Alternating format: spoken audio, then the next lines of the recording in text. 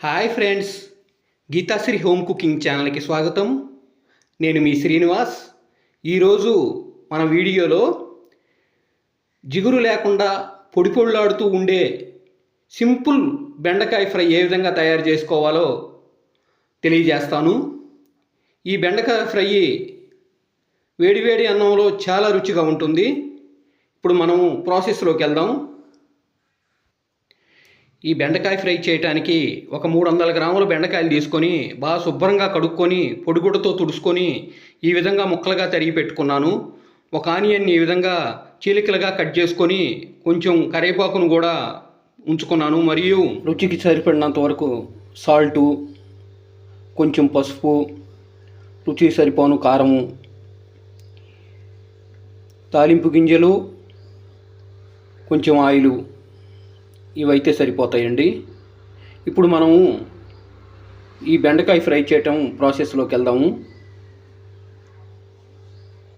ముందుగా స్టవ్ మీద కడాయి పెట్టుకొని స్టవ్ ఆన్ చేసుకొని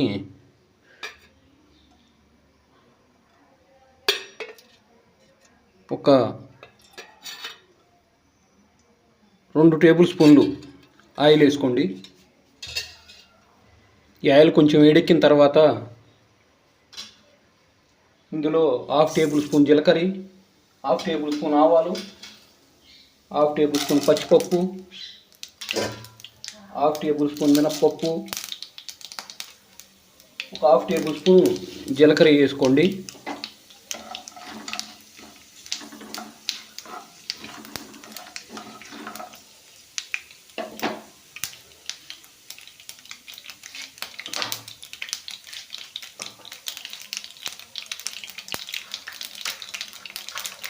ఇందులో ఒక ఎండుమిరపకాయ కూడా వేసుకోండి.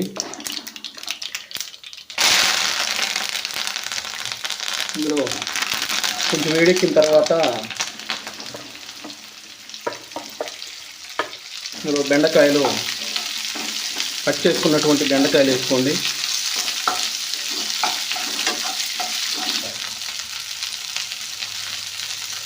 కొంచెం వేరుశనగ పప్పు వేసుకోండి. వేరుశనగకాయ పప్పు ఇవి ఏపినవి కావటం వల్ల నేను ఇప్పుడు వేస్తున్నానండి. అదే పచ్చి వేరుశనగకాయ పప్పు అయితే తాలింపులోనే వేసుకోవాలి.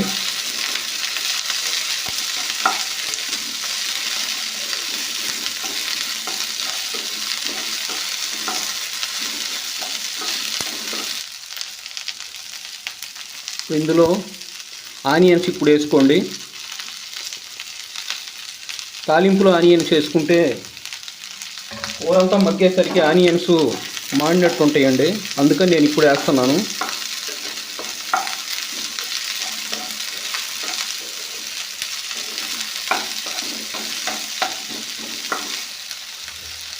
మూత పెట్టి ఒక 3 నుంచి 4 నిమిషాల పాటు అలా మగ్గనివ్వండి. చూడండి, ఇప్పుడు మూత తీసి ఎలా ఉన్నాయో చూడండి. ఈ విధంగా మగ్గనివ్వండి. అప్పుడప్పుడు మూత తీసుకుంటూ మగ్గనివ్వాలన్నమాట. ఒకసారి ఈ విధంగా తిప్పుకుంటూ మగ్గనివ్వాలి. ఇప్పుడు ఇందులో ఒక 1/2 టేబుల్ స్పూను పసుపు వేసుకోండి.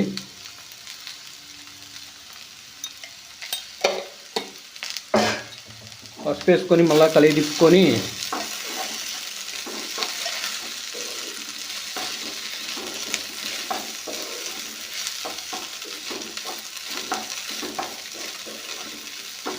మరలా 3 నిమిషాల పాటు మగ్గనివ్వండి. చూడండి, పొడి పొడిలాడుతూ ఎలా ఉందో, జిగురు లేకుండా. బెండకాయలు బాగా కడుక్కున్న తర్వాత మనము పొడిగుడ్డతో తుడుచుకొని కట్ చేసుకొని ఆరబెట్టుకోవాలండి. అప్పుడు మాత్రమే ఈ విధంగా పొడి పొడిలాడుతూ ఉంటుంది. లేకపోతే జిగురుగా వచ్చే అవకాశం ఉంది.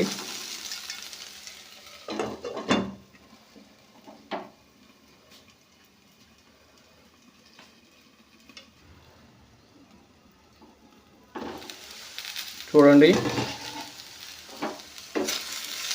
ఎలా మగ్గినాయో. ఇప్పుడు దీంట్లో ఇంకొంచెం కరివేపాకు చల్లుకోండి.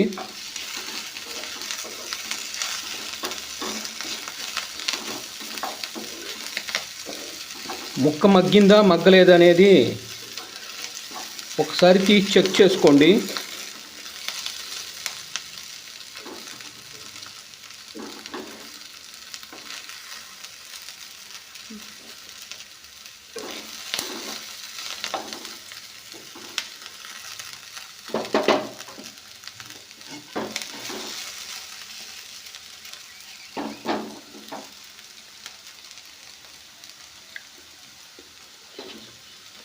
మగ్గలేదండి, ఇంకొంచెం సేపు మూత పెట్టి మగ్గనిద్దాము.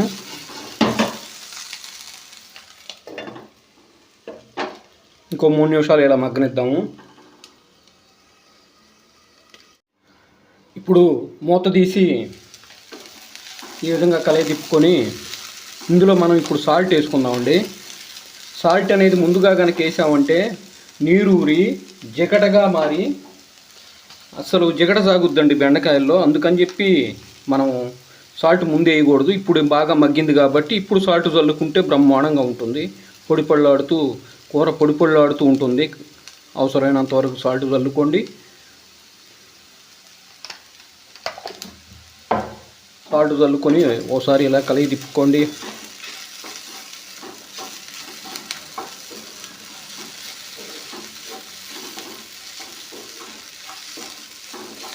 ఇప్పుడు ఇందులో కారం చల్లుకోండి. కూరకు సరిపడినారా అంత కారం చల్లుకోండి.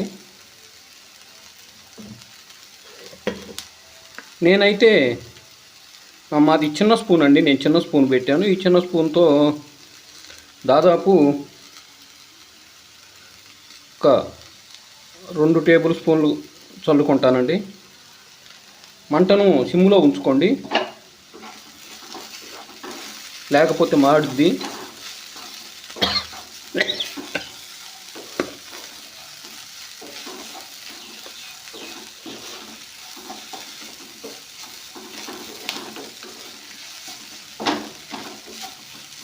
ఇప్పుడు మూత పెట్టి 1 నిమిషం పాటు మగ్గనిచ్చామంటే మనం చల్లిన కారం కూడా పచ్చివాసన పోయి చాలా బాగుంటుందండి కూర అనేది.